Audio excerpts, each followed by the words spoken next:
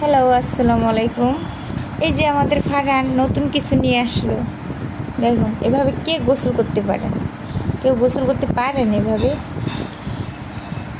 ও আসছে এই জায়গায় গোসল করতে। গোসল করতে তো আসে নাই, ও না জানি কি করতে আসছে, মনে হয় সাঁতার কাটতে আসছে, পুকুরে গোসল করতে আসছে। মানে ও আমাদের কথা কোনো কিছু শুনতেছে না। ওর বাবা ওকে উঠাইতে যাচ্ছে গোসল করায়, না উঠবে না, ও এই জায়গায় গোসল করবে।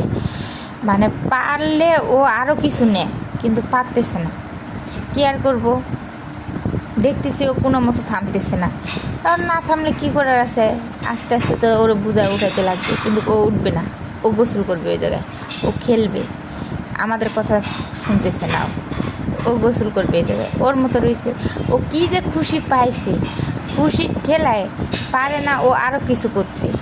মনে হয় যদি পারতো যে ও ওই পাশের বালতিটা নিয়ে আসে আরও গোসল করবে, তাহলে আরও গোসল করতো, কিন্তু পারতেছে না ও ওইটা টানতে। তো ওর বাবা একটু টানে দিল, নে বাবা, তুমি যদি ভালো থাকছে যে ঠিক আছে, তুমি যদি ভালো থাকে তাহলে থাকবে না, ও গোসল করো। কে কে গোসল করবেন চলে আসেন ফারহানের বাসায়। চালু চালু।